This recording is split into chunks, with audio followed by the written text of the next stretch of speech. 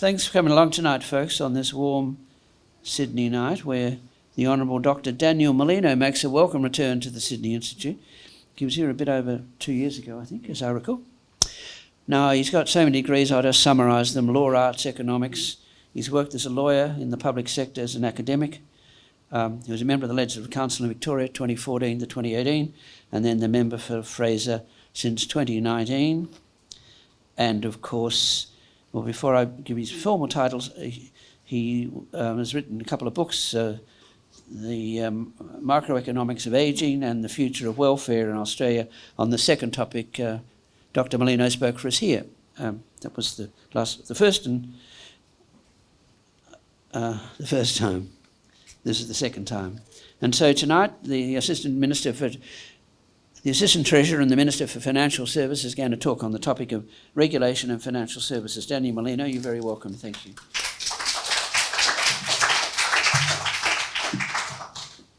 Thanks very much, Gerard. Can I begin by acknowledging the traditional owners of the land on which we meet and pay respects to elders past, present and emerging. And yes, Gerard, it was a couple of years ago when I was here to launch the book Safety Net. And the other book, as you rightly identify, is The Macroeconomics of Ageing, which I think has one review on Amazon, which is a close friend of mine, and it says a real page turner. Although I must say, I think that's very much in the eye of the beholder. But Gerard and Anne and Jacqueline, it's great to be back, and really wonderful to be back in a forum where it's possible to present and debate ideas, and that's a really valuable thing. And particularly at a time when so much discussion is highly polarised, I think this is always a forum where there's a genuine and engagement and an engagement in good faith on issues, even where we don't agree. So it's wonderful to be here tonight. Now, I wanted to talk tonight about regulation in the financial services sector, and some of the observations that I'm going to make are about regulation more generally, but I think observations on these kinds of matters make a bit more sense when they're contextualised. But I think it's fair to say that, as Michelle Grattan observed, productivity is on every galar's lips or beak in the pet shop at the moment, just as microeconomics was back in the day. But regulation is a very important strand of that for many people. And when we go back to the 3-day Economic Reform Roundtable late last year, which I think was a very constructive and important forum for giving real impetus to a lot of significant reforms in Australia, one of the days was dedicated to regulation. And some of the usual topics came up, the speed of approvals, the clarity of regulation and so forth, and I'll touch on some of that. And I hope I'm not verbaling that group of illustrious people, but I think one of the things that most people agreed with is that especially in complex areas, especially in areas where there's a lot of dynamic change, we need to think about better regulation, not deregulation for its own sake. And I think for me, better regulation takes us back to thinking about the original purpose of regulation in different contexts.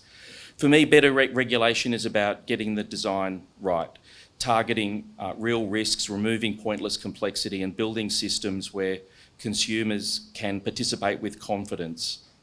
In the context of the financial services sector, it's about ensuring that the financial services sector supports productivity and growth while keeping people's savings and retirement outcomes front and centre. So today I want to start with a little bit of the economic thinking on regulation and how that has evolved over time. And then after thinking about that, I want to make some observations with that in mind about the Shield and First Guardian collapses, which for me are really central challenges to getting some of the regulatory trade-offs right in our investment and superannuation systems. And then I'll finally finish with a few of the other issues in the financial services sector that we're working on. So when it comes to the way economists think about regulation, I think it is important to go back to the primary goal, and that's why, for me, it's useful to think about better regulation rather than deregulation per se, because most regulation starts with a really important public policy goal behind it. It might be public safety, it might be consumer protection, particularly of vulnerable consumers, it might be creating trust and stability and predictability. In many contexts, regulation can correct market failures or align practices with broader societal goals. And so I think it's really important to go back to those goals and clarify exactly what it is that we're seeking to achieve through regulation. And sometimes we might feel that that original policy goal is obvious, but I feel that quite often it's actually really important to go back and really clearly clarify what it is we're seeking to achieve. Only then can we figure out whether regulation is well defined. I think in financial services in particular, it's really clear, it's really important to remember that in all markets we need both a supply side and a demand side, and I think in many markets regulation for consumer protection is important, but for financial services in particular, consumer protection features prominently because of the complexity and dynamic change we see in a lot of products and services. And so the way that regulation affects consumer confidence is absolutely key. Of course, it's absolutely critical when we're thinking about regulation that we make sure that in addition to the ways in which it achieves that primary underlying public policy goal, that we do so without unnecessary impediments to innovation, without unnecessary cost through red tape, without unnecessary uncertainty.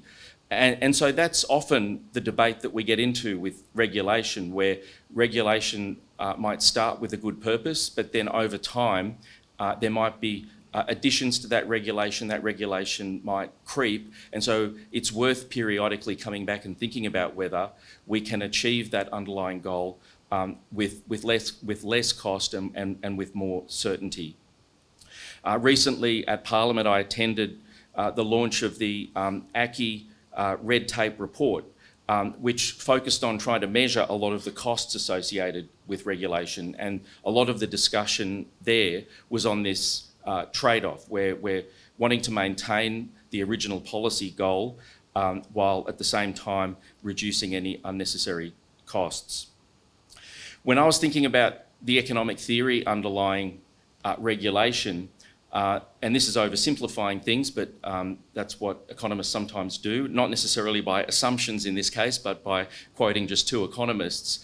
But I'll quote firstly, or cite Pigou. And when you think about Pigou, he thought about regulation in terms of trying to correct market failures. And so he's famous for designing taxes or subsidies that tried to correct a negative externality. So if society imposed a tax that exactly offset a negative externality, then the market would get back to somewhere approaching what a perfectly competitive market would have been had there not been the market failures. And we can think of all sorts of contexts where Pigovian taxes have been suggested. But I really raise that as one of the archetypes, in that that is the kind of regulation where government is stepping in to try to achieve an outcome that is socially optimal, as posited by trying to correct market failures, where the societal benefit is what's driving it. And the other famous economist I thought that is worth citing, almost as a bit of a precautionary tale, if you will, is George Stigler, who in his 1971 paper, The Theory of Economic Regulation, cited the possibility of regulation as being proposed by self-interested parties. And so obviously that's a theory of regulation where sometimes regulation might be advocated for and achieved by an incumbent trying to achieve regulation to try to impede or prevent new entrants, as just one example. And so George Stigler's theory of regulation is a little bit more pessimistic. And in a sense, there's a way in which we might think about both Pigou and Stigler in terms of what kinds of regulation do we think are actually arising in our society? I don't think there's a real question as to which one we'd prefer. I think we'd obviously all prefer the Pigovian kind of regulation where it's motivated by and designed in favour of public interest.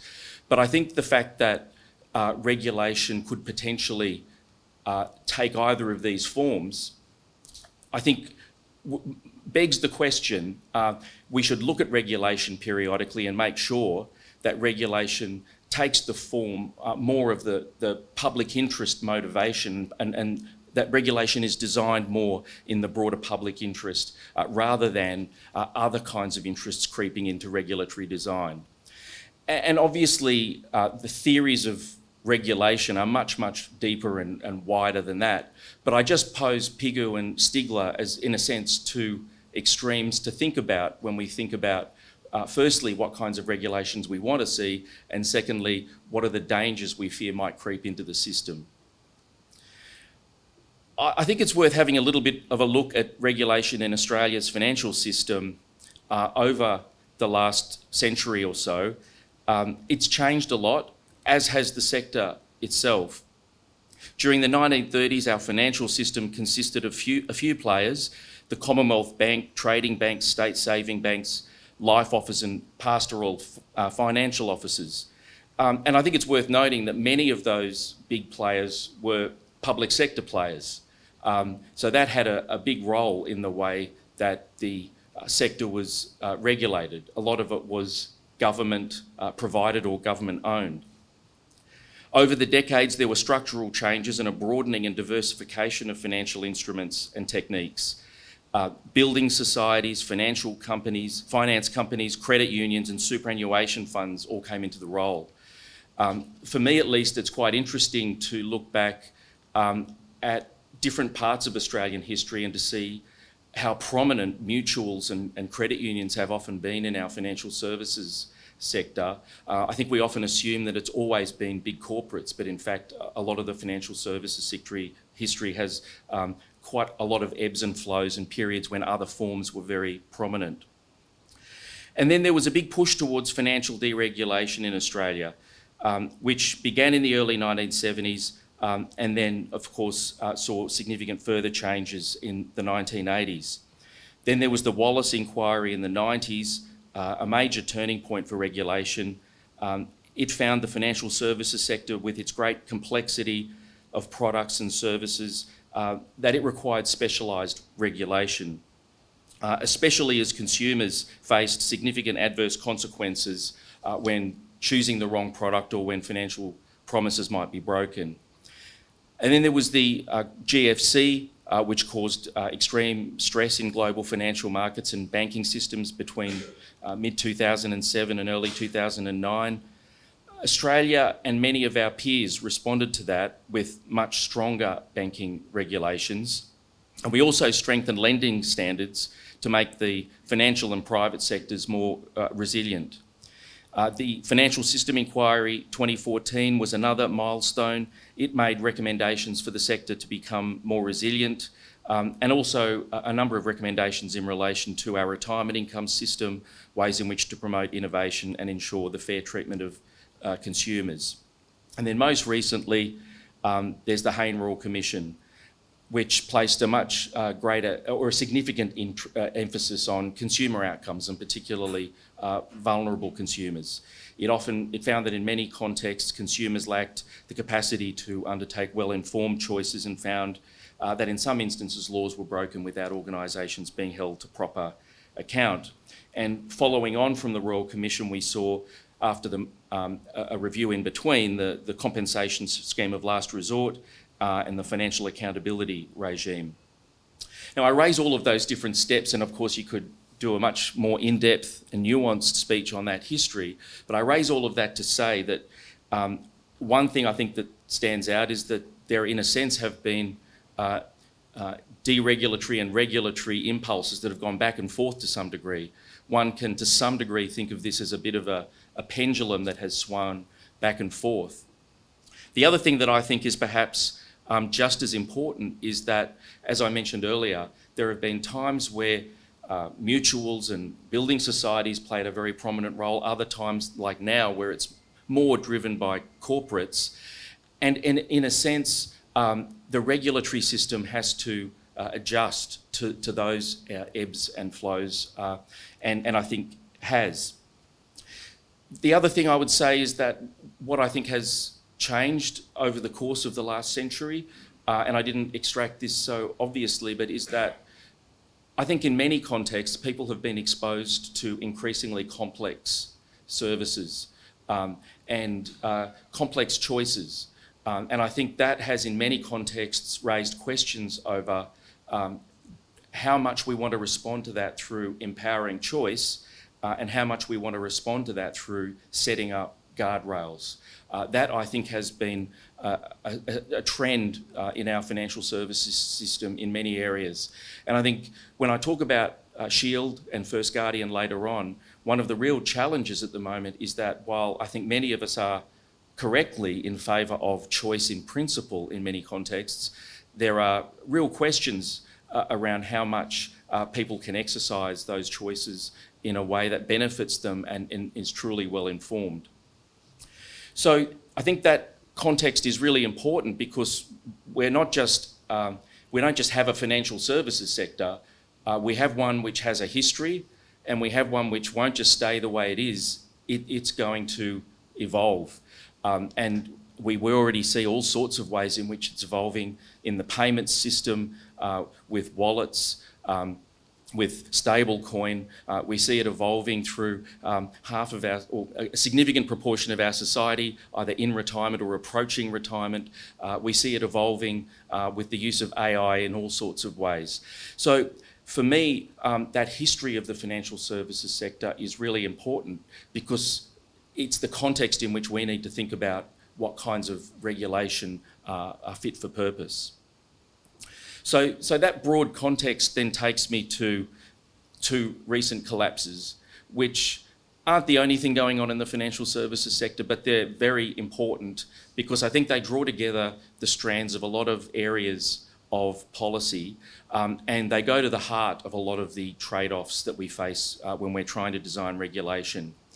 And that was the Shield Master Fund and First Guardian Master Fund collapses. So ASIC and APRA are obviously undertaking a significant number of actions as we speak in relation to these. So I don't want to get into all the details of the status of those actions, but more to step back and to have a think about what we know about those collapses and what that suggests about how we can move forward with financial sector regulation. And getting financial sector regulation set correctly is foundational to some of the most important aspects of our safety net. It includes the retirement income system, the ways in which we invest through our working lives, getting regulation settings correct in relation to some of the matters I'm about to raise, I think are foundational questions for the welfare of many people in our society. What we know from the liquidators and from the investigations that have occurred, it is that many of the transactions that occurred with Shield and First Guardian, which ultimately involved losses of over $1 billion, were not genuine arm's length commercial transactions. We also know that they involve many vulnerable people. In total, these collapses placed more than $1 billion of funds at risk with around 12,000 investors involved.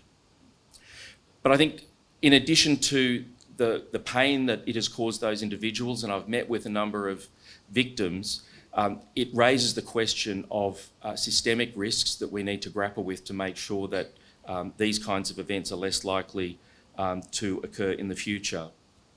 There is a real human dimension to these collapses. A number of people who lost funds in these collapses were near retirement, were at a point in their life where it's very difficult to make up for losses.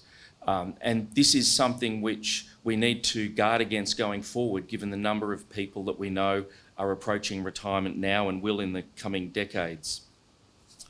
One of the things that I think is critical about thinking about the First Guardian and Shield collapses is that we need to think about this as an ecosystem, because it was really not a failure in any one part of the financial services sector that led to this.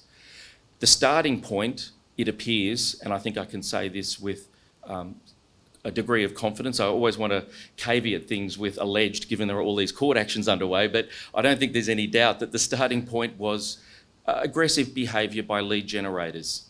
Lead generators acting on internet sites, lead generators acting through call centres who made unsolicited calls, but often informed by very sophisticated models of persuasion and informed by sophisticated models whereby they obtained information about individuals they were reaching out to. These lead generators then referred people on to financial advisors, and many of those financial advisors recommended that people roll their superannuation, sometimes out of, or many times and most times out of safe products, my super products, that they roll them out of that into options available on a platform, quite risky managed investment schemes, or sometimes into SMSFs. And it's really that whole chain that matters, because in this case, I think it's likely that when we see the full course of all of these legal actions play out, we're going to see that there were failures at multiple steps in that chain, in the lead generators and their behaviour, in some of the behaviour of financial advisors, in some of the behaviour of platforms, and in the behaviour of the managed investment schemes that a lot of these funds went into. And so that word ecosystem is really important, because when we're thinking about how to improve regulation in this sector, we're going to have to think about the regulation of each of these parts of the financial services sector and how they all interrelate with each other. How people are contacted, how trust is created, how financial advice is delivered, how platforms create a wide range of options for people and then make investing almost frictionless at times, and then what happens when things go wrong. And that brings us to a central tension in a lot of financial service regulation at the minute, which is how do we support consumer choice or how do we balance consumer choice and market efficiency? And in a sense, I think we need to think about this in terms of building in a safe level of friction. A well-functioning market needs choice and competition and low-cost access. We want households to be able to compare products, switch easily, and to benefit from innovation. And in the case of their retirement products, to benefit from the possibility of higher returns. But there is also a difficult truth here, which is that in a range of contexts, when the system becomes frictionless in the wrong places and in the wrong ways, it can become a fast lane to harm. So I think the question isn't whether we have friction or no friction. The question is whether the system, where the system should be frictionless and where it should slow down a bit.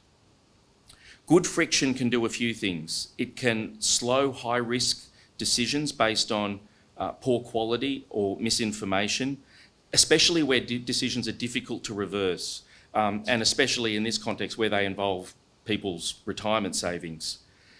It surfaces meaningful information at the point consumers are deciding, not buried in a disclosure pack that people may not read in some contexts.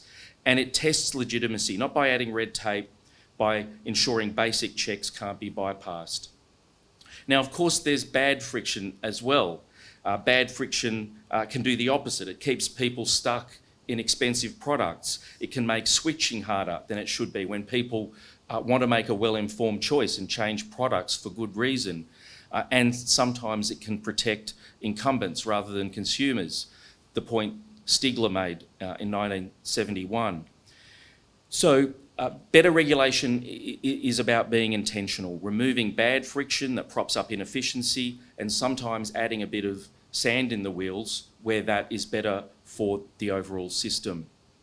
And I can draw parallels here in a number of other contexts, I would argue. One is scams, where the work of the government in the previous term, I would argue that is world leading. My predecessor, Stephen Jones, brought in the scam prevention framework towards the end of last term. We're now working on codes in order to give effect to that. That's an example of where the payment system has been moving towards frictionless and immediate transactions, and for good reason. That was something which the sector was heading towards, because there had been a lot of unnecessary delays in people getting their money a few decades ago. But there is now benefit in slowing things down a little so that banks can, for example, reach out to people if there are a lot of red flags on a transaction and ask if they really want to undertake this. This morning I spoke at the AFR banking conference, and I relayed the example of an elderly couple that came into my electorate office last Friday who had wanted to undertake a transaction based upon a deep fake video, which they didn't realise was deep fake at the time. They called up their bank in order to undertake the transaction, and the bank pushed back, and they got upset. And this often happens. And in the end, there was a bit of discussion and the transaction didn't happen. One of the members of the couple who wanted the transaction to occur asked the other person in the couple to try through a different route, and it got blocked in that route. And then their suspicion was raised, and they had another look at it. By the time they came into my electorate office, we had a discussion with them and confirmed pretty quickly that this high-profile person in the deepfake video would not be recommending investing in this product. It's an example of where a little bit of friction has led to a much better outcome. But again, I just return to the original policy impulse that I touched on earlier, which is that if we go back 30 years, quite often people might see payments delayed by a number of days. You might be a vulnerable person who's waiting for a payment to come through, and if it doesn't come through on the Friday afternoon, you spend the whole weekend without money. So there's good reason why we were trying to speed up transactions. So what we need to do, I think, is to figure out a way where we get the optimal speed, where we balance the convenience, where we balance people getting access to their funds, but we put a bit of sand in the wheels so that we can protect people. I just wanted to talk about a few of the areas where I think First Guardian and Shield is going to raise public policy questions. One is around governance and accountability for managed investment schemes. And this is an issue which has been on the public agenda for a long time. It's a complex issue. We've released a discussion paper which sets out some options for how to control related party transactions, improve governance and improve data reporting. We know that managed funds, managed investment schemes in particular, play a very important role in collective investments. They play a critical role across our economy. But there is also a risk here in that for retail investors to go into MISs often creates risks that are disproportionate to the potential gains. And we need to figure out ways in which retail investors can go into MISs, but where there are sensible guardrails. The second standout issue is lead generation. And this is where people can be reached out to through a call centre. People can find themselves on a poorly regulated website making recommendations. This is an area where consumer harm can start well before the product itself is purchased. It can start at the first contact, the first promise, the first referral, the first free review. So we're going to also consult on additional proposals to curb inappropriate lead generation. The third area is the role of platforms, which play such a critical role in enabling choice in our system. Again, it's a question of enabling the right choice, but making sure that platforms undertake the right due diligence and that platforms stand behind the products that they have on their systems. And then fourthly, there's the compensation scheme of last resort. And this has become a pivotal part of the broader financial sector reform question, in that it provides a backstop for people up to $150,000 in compensation if they take their case to AFCA and win, but the party against whom they take that case can't pay. This is the system saying, we're going to have your back for up to $150,000. It doesn't provide automatic full compensation, but it provides a significant amount of compensation, and for many investors will give them at least their capital back. One of the challenges with the CSLR at the moment is that it's struggling under the weight of collapses that have occurred even before we get to First Guardian and Shield. And so the CSLR is something which has bipartisan support. It was recommended by the Royal Commission and then the Ramsay Review. Josh Frydenberg introduced legislation including a CSLR of almost the same characteristics to the one that was eventually passed in the previous term by my predecessor. But it's another example of where there are trade-offs and where regulatory design will need to be revisited. And finally, there's the trade-off with access to advice and guidance, where we need to get people more access to financial advice, or at the very least guidance, but understanding that we need to make sure the guardrails are in place before we expand that access. This is particularly important given how many people are retiring in the near future. So I think this is a critical area of regulation design more generally.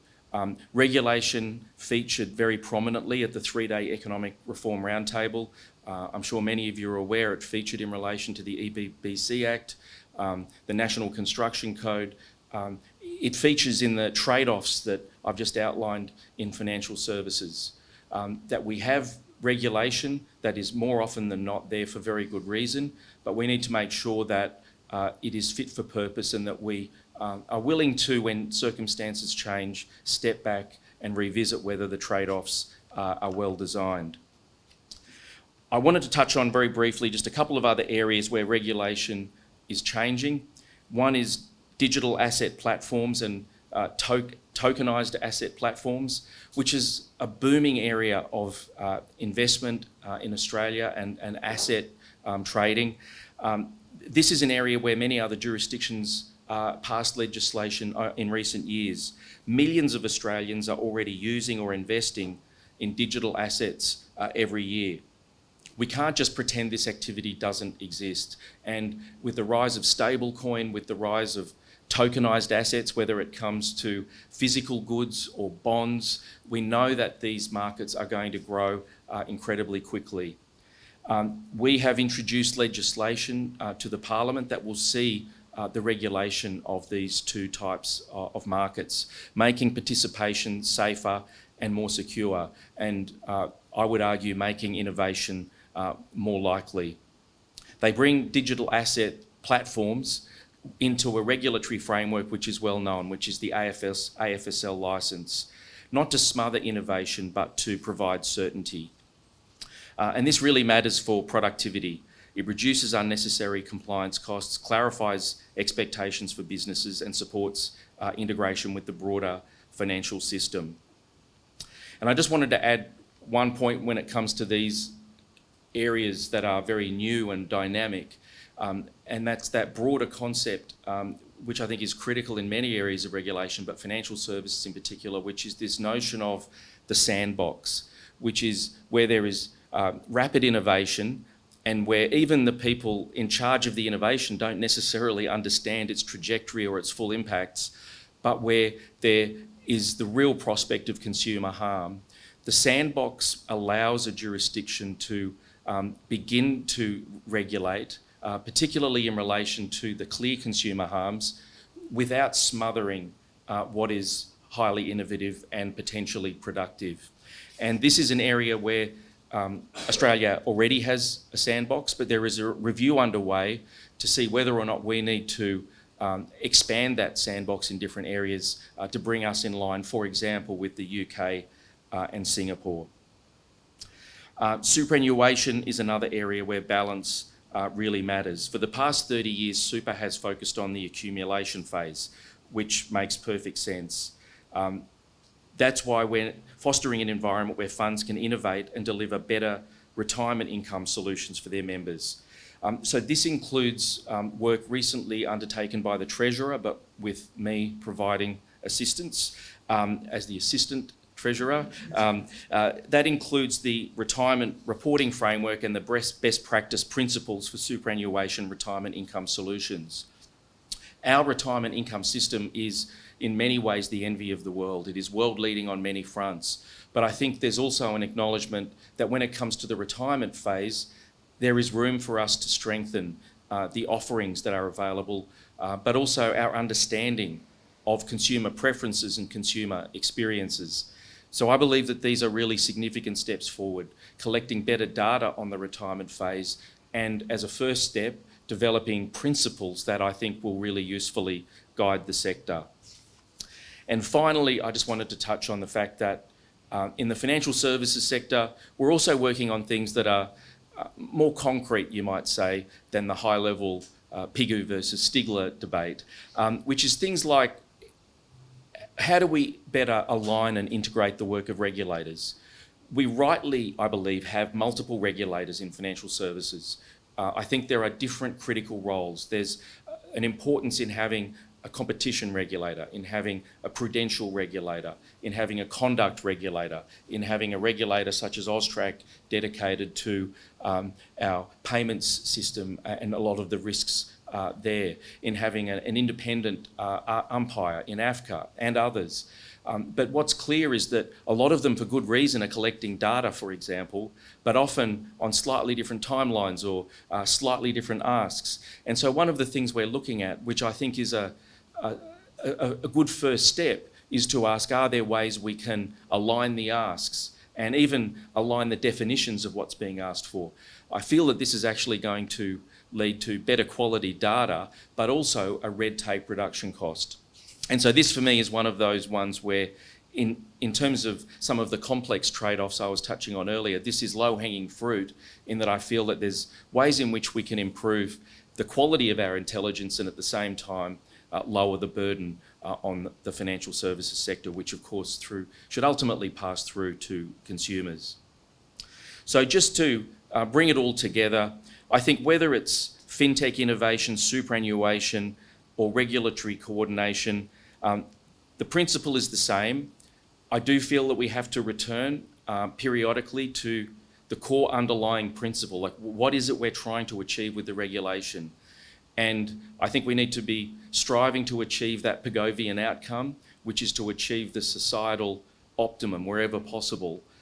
We should be cautious about regulation that's not well designed, of course, as Stigler would warn, but I think we need to have the light on the hill, if you will, clear. We need to make sure that regulation targets real risks, removes unnecessary friction, and encourages responsible innovation, all while keeping consumers at the centre of the system. So thanks very much to the Sydney Institute for the chance to be here. Tonight I've touched on a few of the most topical issues in my portfolio, and hopefully at the same time have shed a little bit of a light on some of the regulatory challenges that I think government here and everywhere is facing at the moment.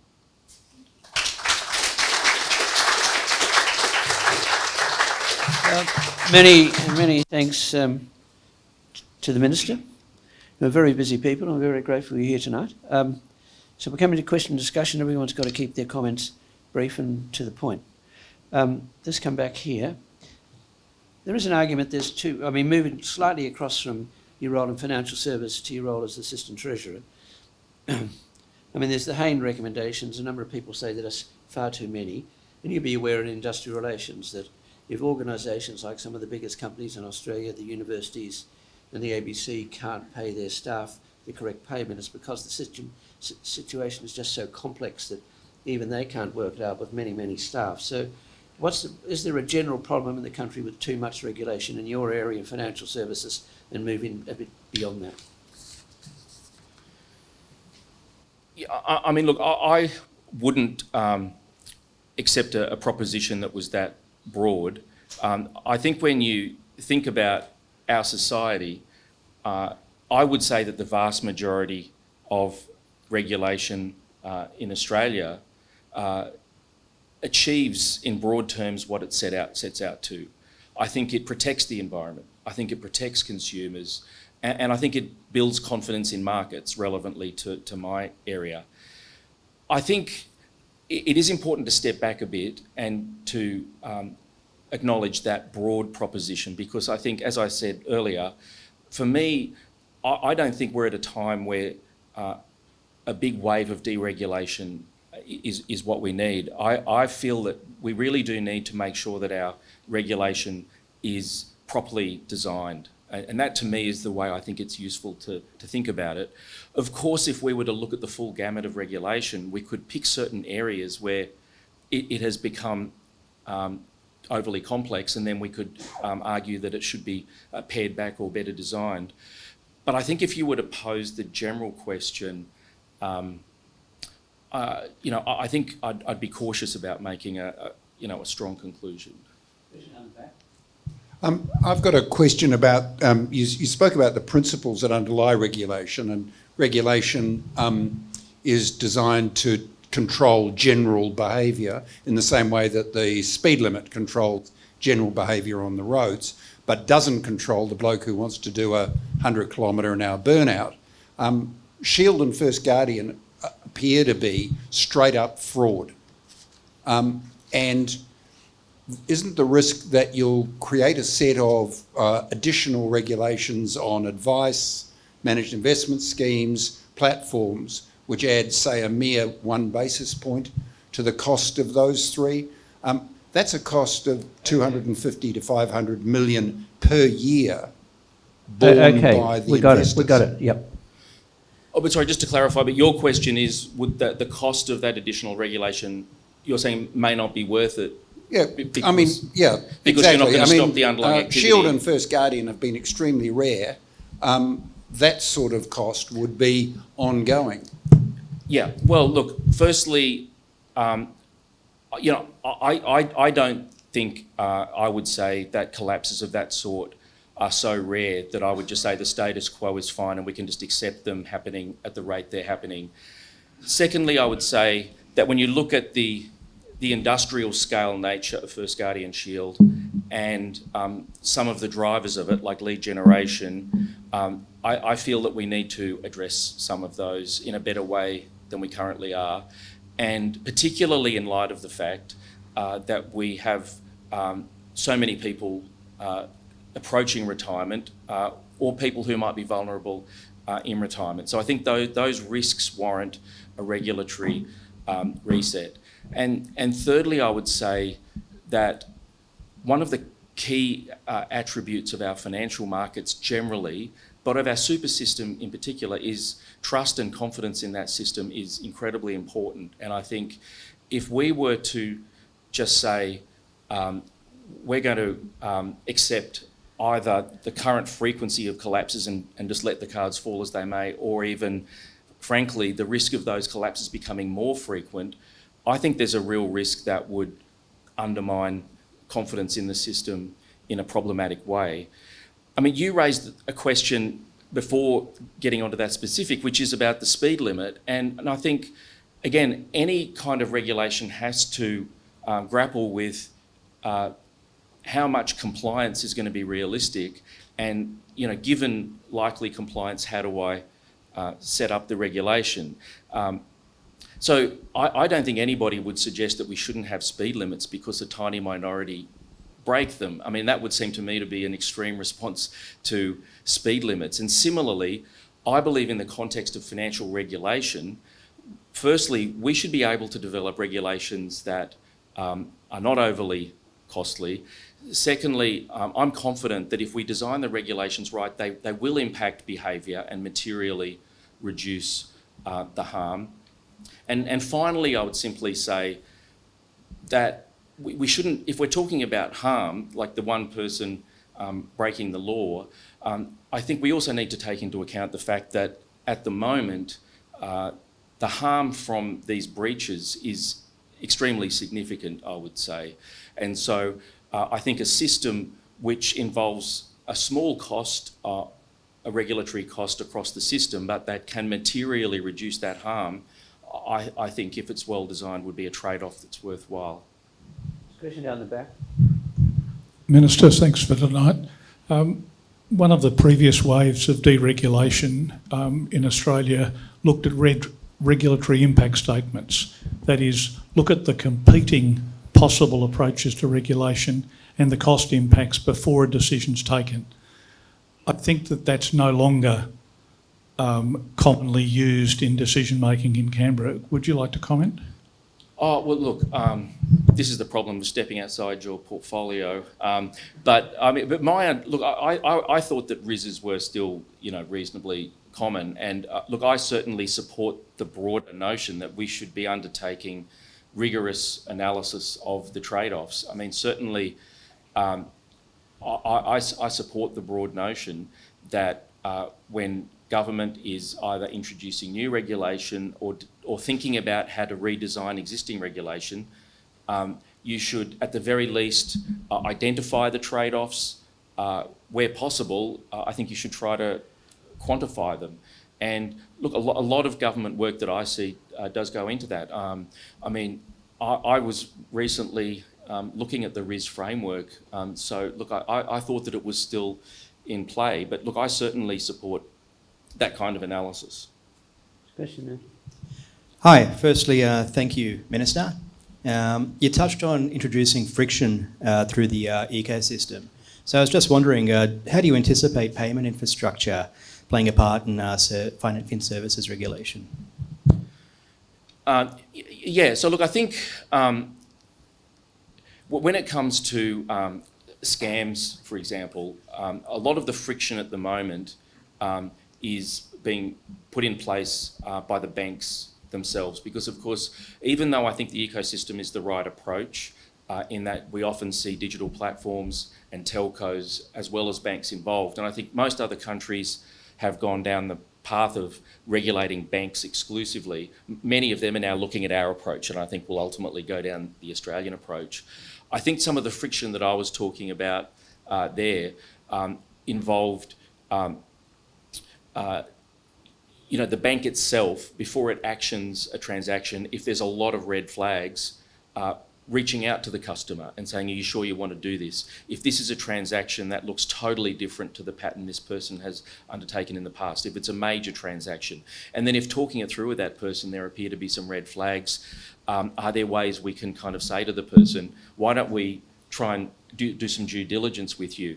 Now, as I said, in the example that I gave, and also talking to banks, and I've been to one of these call centres myself, look, customers understandably often get angry at this, but for me, I think we need to figure out a balance where we use that kind of proactive intervention. Now, so that with scams, I think it's mostly there at the minute. I think one can imagine we will ultimately want to see interventions through other parts of our system, like in the digital platforms, proactively reaching out and finding videos where it's not the famous person who has been deepfaked and hasn't been given the blue tick or whatever it might be. In terms of the payment system, my thinking there, a good example would be the whole kind of AML-CTF space, where when we think about the payment system overall, we want the payment system to be rapid, but I think a number of people, a number of regulators and experts and industry participants have said, if we want to better detect fraud, if we want to better build in protections, are there minor frictions we could include in that system, while maintaining the broader goal that we've had for some time now to speed things up. I mean, this is something that the Reserve Bank has talked a bit about more generally, but certainly at the House of Economics public hearings, which I chaired until taking on this role, that they had been at the heart of speeding things up, but they have now said that we need to think a little bit about sand in the wheels. And I think they use that term intentionally to indicate we're not talking about a dramatic slowdown. We're not talking about somebody having to wait the whole weekend for their payment. It's about balance. Yes, question. Hello, Minister. You've talked very eloquently about the cohort of investors who have low financial literacy and need to be protected. Of course, they're vulnerable to all the scams you've talked about. There is a cohort of investors, though, who we all make our own decisions about our risk-return trade-off. And sometimes people might be thinking, I would like higher return. I'll take, than the index is going to give me investing in my super. And in taking that higher return, you take the higher risk and you get your fingers burnt. Philosophically, how do you think about when the investor is actually responsible for their own decisions and they just kind of made the wrong call? Well, look, I think if in the situation as you describe it, where it's a well-informed investor, where they've knowingly made a bit of a choice to take on some more risk with the hope of higher returns, I don't think there's just about anybody that would say the compensation of scheme of last resort is for those situations. I think the compensation scheme of last resort is there for situations where somebody has acted fraudulently or where somebody has clearly breached their duties. And so the idea of the CSLR is where an AFCA determination is made against somebody, but they've phoenixed or gone bankrupt or whatever, that this is there as the backstop. I think the situation that you've talked about, where somebody who, and I use the word sophisticated guardedly in that that's an officially defined term in the legislation, but a knowledgeable, well-informed investor who chooses to leave a very heavily vetted, heavily regulated product and invest in something with more choice, more flexibility. I think so long as they're making the choice in an informed way, so long as the various professionals they're relying on act according to their duties, so long as all of those things are complied with, I think then, the investment returns in a sense are what they are. And my sense is that that's broadly accepted as a kind of backdrop for the regulatory regime, and that the CSLR in particular should be focused on cases where there's fraud or a breach of duty. Minister, I'm told to have a very quick question. You can answer yes or no, and that is, are you willing to be a whistleblower of your regulators who are ethically blind to the systemic conflicts of interest which created $1 billion loss for the customers, and regulators like APRA that force company directors to have unconscionable conflicts of interest with the auditors, and they lie and say they're independent, and the stock exchange that doesn't allow traders to know who they're dealing with on the other side of the equation? This There'd is be a not lot more I could It's tell not you. all that brief. Okay. Yeah. So, look, I don't often quote the standing orders of the House of Representatives, but the Speaker often tells us that I think it's Standing Order 104A, but I'm probably going to get that wrong, means you don't have to answer any question with a yes/no answer. So I'm going to cite the defence of the Speaker. We follow that here. But in all seriousness, can I say that since I've been in this role, and look, I'm not here to say this, the regulators are perfect or the regulators have done everything right, but since I've been in this role, which is a little over 10 months, in relation to First Guardian Shield, ASIC has undertaken a huge range of actions. They've devoted dozens of people to those actions. They included actions against the 4 platforms. They included actions against a research house, against a number of financial advisors, and against many individuals and those involved in the governance of the managed investment schemes. What we've seen out of that is still to be determined in its fullness. We have seen agreements reached with Macquarie and Netwealth, which will see over 40% of the investors get all their capital back. So that's a very welcome development. And those agreements, I don't think, would have been achieved without the thorough work that ASIC achieved. Now, I'm open to people who have ideas around how we can strengthen the governance or the way in which the regulators regulate different parts of the sector, and so would be happy to kind of discuss afterwards any suggestions you've got about how this could be strengthened, and that is going to be a part of moving forward. It's the laws, but it's also the way they're applied, the way the regulator is resourced, the data they receive, their relationship with the sector. That is something that is a part of the mix, and I'm happy to engage further on that. Second last question. Thank you, Minister. That was most comprehensive. And obviously, you've got your work cut out. I'm just interested in the idea of regulation and people's fear of being unsafe and this community feeling that regulation makes their world safe. I'm thinking of financial issues. The war against tobacco has ended up with the worst of all possible results. Criminal gangs selling bad, dirty tobacco to Australians all over the place, and regulated tobacco moving offshore. Health, whatever. But in the financial area, the Hayne Royal Commission came off the back of a really big moment of bad commerce. But it came with regulations that possibly were overdone. Now, to what extent can we stop the feeling of being unsafe and being in a mini crisis situation among the general population, so that we then design regulation that is more in tune with the good of the community? I mean, the tobacco problem was predicted and it happened. Yeah, I mean, look, there's a lot of dimensions to that question, and it's a very deep question.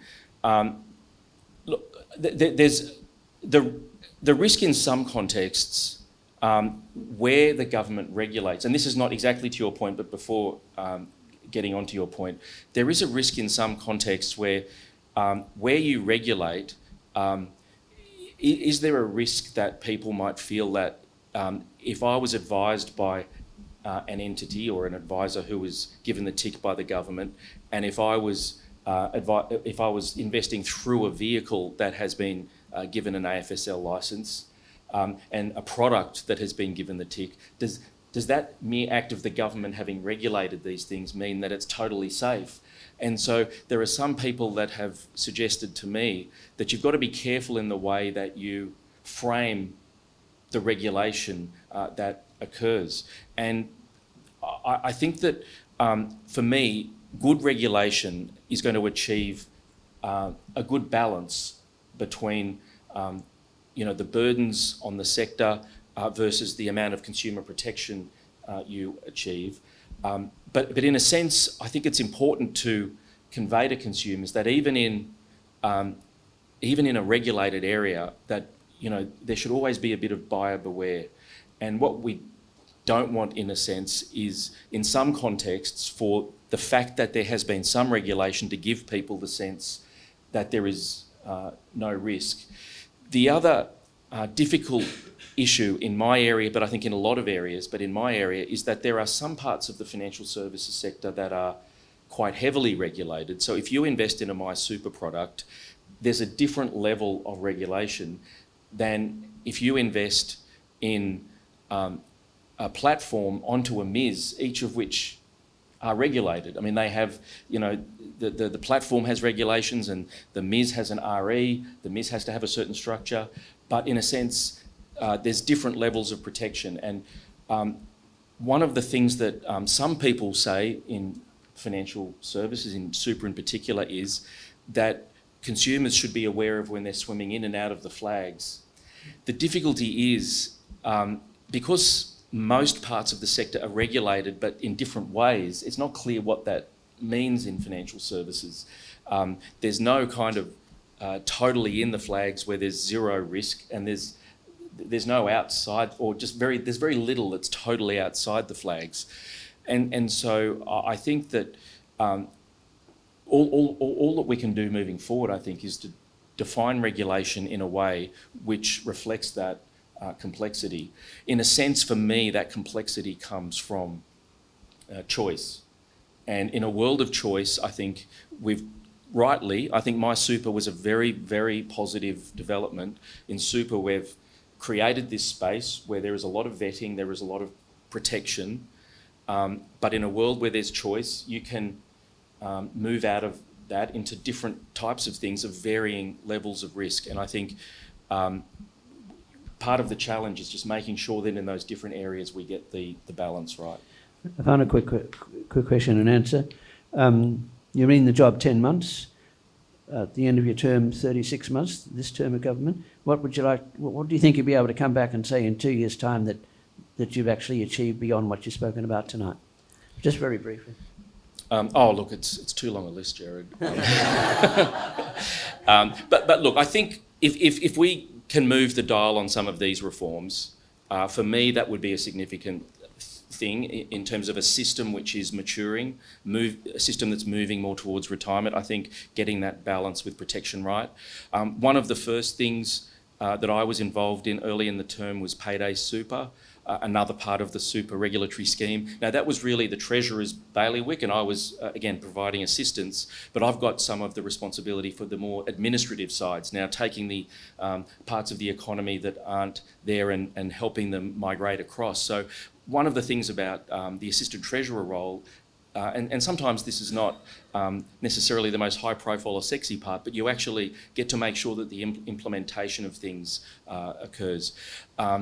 I mean, the second last observation would be that there's a lot of parts of what I do that relate to particularly vulnerable people, and two of the examples that I've worked on recently relate to victims of family violence, where they've made a nomination that the perpetrator of that violence should be the beneficiary. So we're trying to figure out ways that trustees don't necessarily have to make that disbursement, but it's a complicated set of regulations in that it puts the trustees in an awkward position sometimes. And a related reform revolves around the victims of child abuse and them being able to access the super accounts of perpetrators where they've intentionally gone bankrupt. And then the final point I was going to make is around insurance. Insurance was one of the key things I talked about with the book Safety Net, and now the insurance sector is partly in my portfolio responsibilities, so general insurance and life insurance. For me, one of the big challenges we're facing with insurance, it's an exciting area like many others for innovation, but is that as insurance becomes more individualised and granular, in many contexts, whether it be flood insurance or life insurance for people with significant risks, we're seeing a lot of people excluded from insurance where insurers are able to identify that risk at a very granular level. And I think there's a real challenge and a need for government to work with the sector to make sure in a way that is sustainable for the overall kind of pool, but where we can enable pools to work in a way that they have for a long time, where the most vulnerable can be included in pools, but in a way that is affordable and sustainable. So that to me is one of the other big policy areas. Many thanks. You've got a busy 24 months. Look, we're very grateful you came in. As I said earlier, ministers and governments are very busy people, and the minister's come here tonight and given a speech and then taken questions and responded. And it's a busy night, so I'm just going to say well done and thank you. Thanks.